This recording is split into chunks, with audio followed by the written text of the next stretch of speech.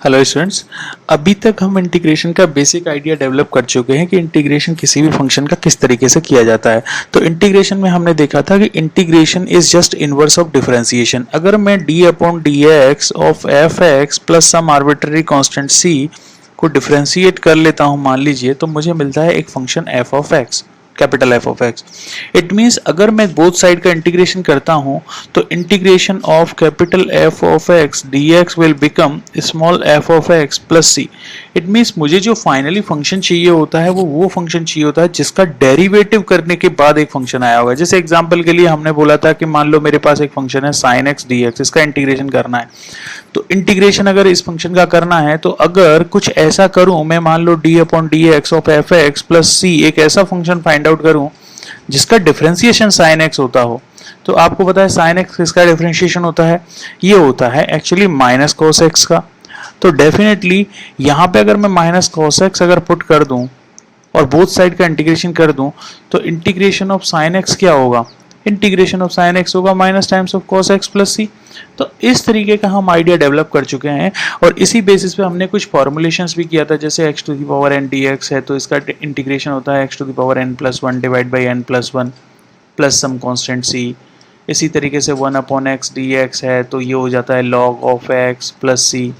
Then हमने देखा है e to the power X D X अगर है तो इसका integration e to the power X ही रहता है, क्योंकि e to the power X का डिफरेंशिएशन भी e to the power X होता है तो इंटीग्रेशन भी e to the power X होगा। यस, सेम बेस पे हमने एक चीज और बोला था कि अगर मान लो जैसे साइन ऑफ 2x है, इसका जब मैं इंटीग्रेशन करता हूं तो इंटीग्रेशन तो नॉर्मल हो जाएगा। नॉर्मल मीन साइन का इंटीग्रेशन होता है माइनस कॉस, तो माइनस कॉस 2x। मेन बात थी इस 2 का क्या किया जाए। जैसे हम डिफरेंशिएशन में हमारा ये जो आर्ग्यूमेंट पार्ट होता है, आर्ग्यूमेंट पार्ट डिफरेंशिएशन में जो होता है ये मल्टीप्लीकेशन में आ जाता है, लेकिन इंटीग्रेशन के केस में ये डिवीजन में जाता है। ठीक है, तो this will become minus cos 2x divided by 2। तो इसी सब थ्योरी को यूज करते हुए हम एक एक्सरसाइज सॉल्व करेंगे, दैट इज एक्सरसाइज नंबर 7.1। 7.1 है हमारा एनसीईआरटी मैथमेटिक्स पार्ट 2 का। ओके, पार्ट 2 इसको सॉल्व करेंगे and we will follow all the things whatever we have discussed। तो क्वेश्चन आता है जैसे sin 2x का इंटीग्रेशन क्या होगा।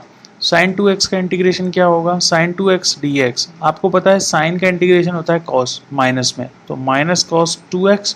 अब 2 आर्ग्यूमेंट का क्या होगा, डिवीजन में चला जाएगा प्लस सम आर्बिट्ररी कांस्टेंट, यही होगा। ऐसे ही मान लीजिए आ जाता है कि cos ऑफ 3x का इंटीग्रेशन क्या होगा। आपको पता है cos का इंटीग्रेशन होता है sin पॉजिटिव में, तो sin 3x डिवाइडेड बाई 3। देखो पॉजिटिव में क्यों होता है, d upon D X of a function f of x plus some constant c अगर हम करते हैं तो आता है cos। ओके, इसका मतलब cos किसी वैल्यू का तो डिफरेंशिएशन हुआ होगा, वो होता है साइन का, पॉजिटिव साइन x का, तो साइन x प्लस सी। ओके, अब इसका मतलब cos x का जब आप इंटीग्रेशन करेंगे तो आएगा sine x। Clear, come to this one e to the power 2x। तो जब आप e to the power 2x का इंटीग्रेशन करते हैं तो आता है e to the power 2x divided by 2 plus C. देखो अगेन जो 2 है वो x के साथ मल्टीप्लाई में है, जो कि साइन के साथ था वही यहाँ पे है। जैसे हमने साइन 2x का इंटीग्रेशन किया तो हमने बोला कि साइन 2x का इंटीग्रेशन तो हो जाता है माइनस कॉस 2x, कोई इशू नहीं है, बट 2 आर्ग्यूमेंट में जो आ रहा है वो डिवीजन में चला जाता है। वही केस होता है इसके साथ e to the power 2x के साथ। ठीक है, तो इस तरीके से मैंने ये क्वेश्चन भी सॉल्व कर सकते हैं। कम टू क्वेश्चन नंबर 4। 4 क्या कहता है, ax प्लस बी का होल स्क्वायर। देखो जब भी आपको पॉलिनोमियल कुछ इस टाइप का दिया हो आप ट्राई करो इसको नॉर्मलाइज करने का। नॉर्मलाइज मीन्स इस फॉर्मूला को ओपन करो, तो this will become a square X square plus B square plus 2ab into X dx। अब देखो क्योंकि मेरा इंटीग्रेशन हो रहा है x के रेस्पेक्ट में, तो अगर इंटीग्रेशन x के रेस्पेक्ट में है तो a और b मेरे लिए कांस्टेंट की तरह बिहेव करेंगे।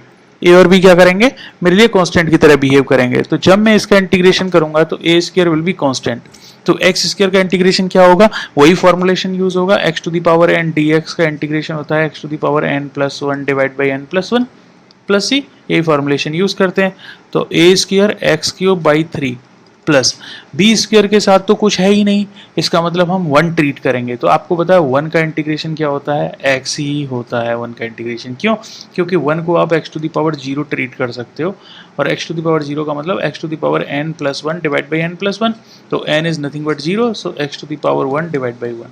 सो दिस इज द इंटीग्रेशन। तो B square X plus 2ab again एक कांस्टेंट की तरह बिहेव होगा, x का इंटीग्रेशन हो जाएगा X square divide by 2 plus some arbitrary constant c।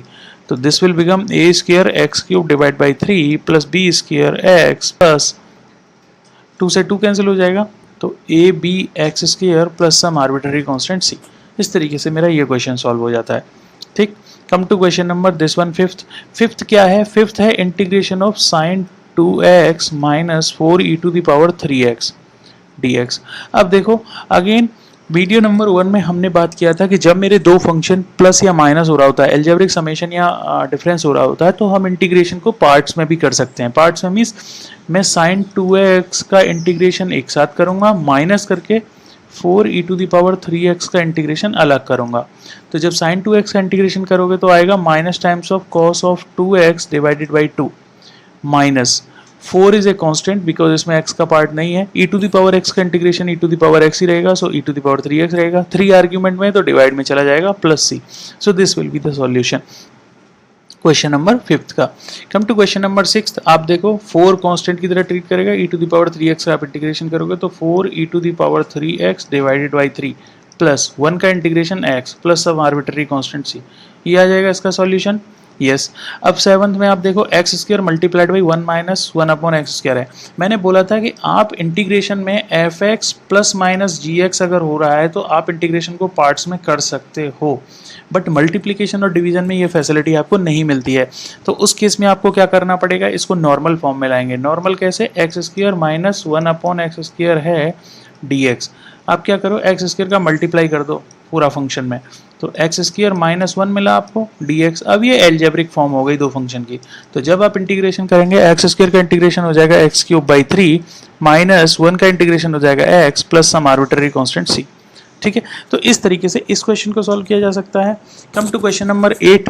I think 8 को सॉल्व आप इजीली कर सकते हो। ए एक्स स्क्र को करेंगे तो A X cube divided by 3 plus B X को करेंगे तो B X square by 2 plus C को करेंगे तो C X, because C is a constant और कांस्टेंट के साथ कोई वैल्यू मल्टीप्लिकेशन में नहीं है, then we can treat it as a 1 और x to the power 0।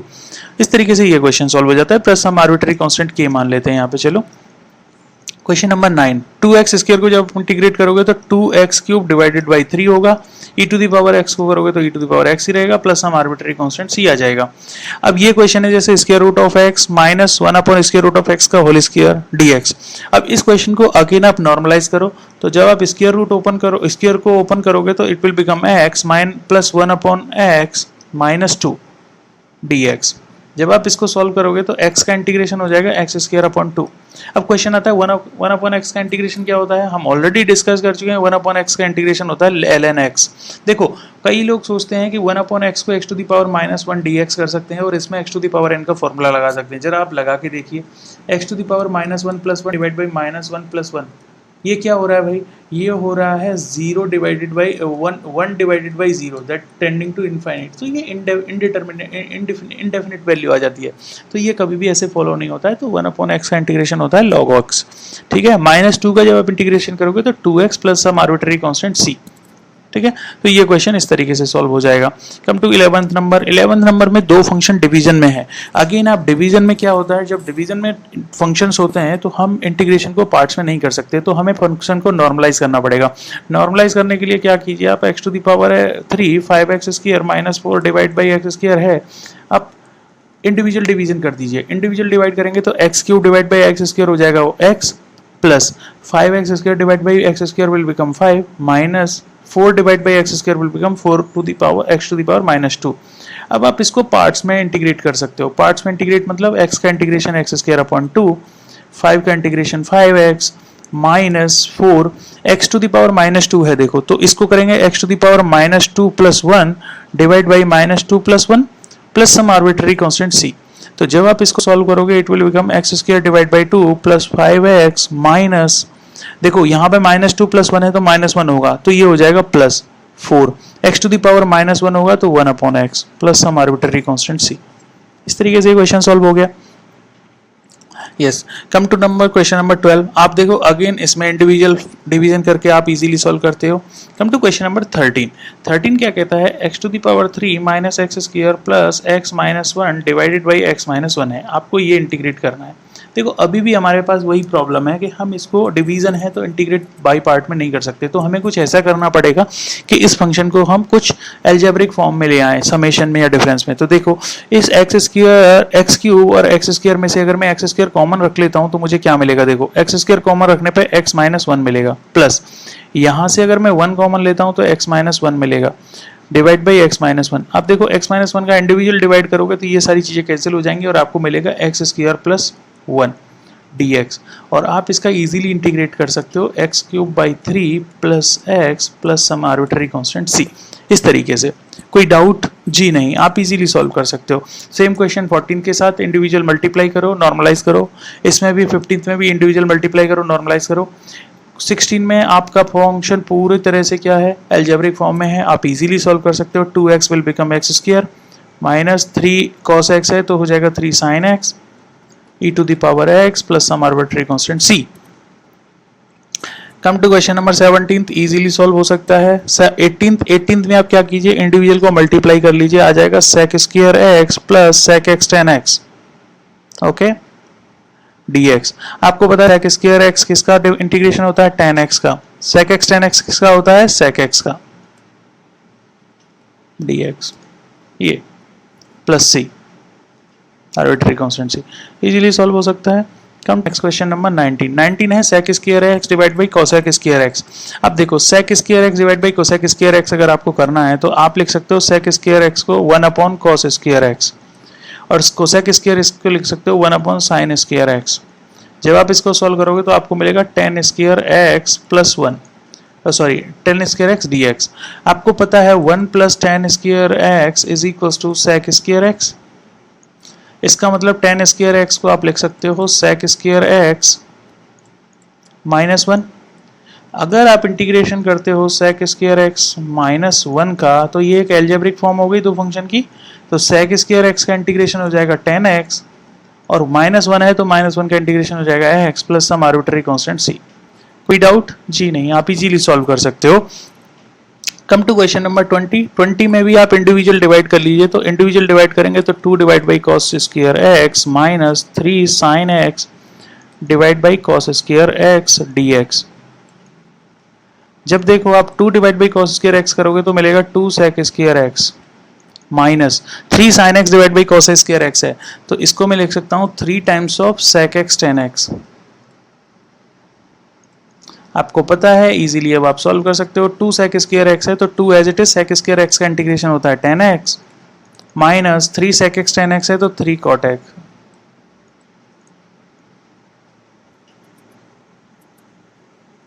Yes 3 sec x, जो भी है sec x tan x का जो इंटीग्रेशन होता है हमारे पास वो हम सॉल्व कर सकते हैं।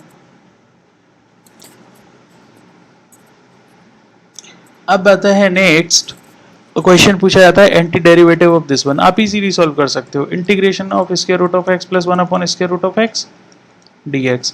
आप इसको क्या कीजिए, x to the power 1 upon 2 plus x to the power minus 1 upon 2 dx।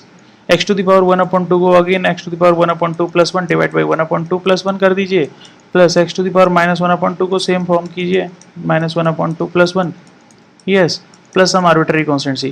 तो this will become x to the power 3/2 divide by 3/2 plus x to the power positive में 1/2 divide by 1/2 plus some arbitrary constant c। आप इस तरीके से इस question को भी solve कर सकते हैं। तो जो भी आपका आंसर आता है आप देख सकते हो, I think it is c। Come to question number 22, last question of this exercise. Question कहता है d over dx of fx is equals to 4x cube minus 3 divide by X to the power 4 है। It means एक function है fx जिसका आप differentiate करते हो तो ये आता है, ओके इसका मतलब इस fx का आप डिफरेंशिएट करते हो तो ऐसा आता है। तो देखो fx कैसा रहा होगा, अब देखो ये पक्का ये है fx, तो fx कैसा रहा होगा, डेफिनेटली fx कुछ ऐसा रहा होगा, fx कुछ ऐसा रहा होगा कि x टू द पावर 4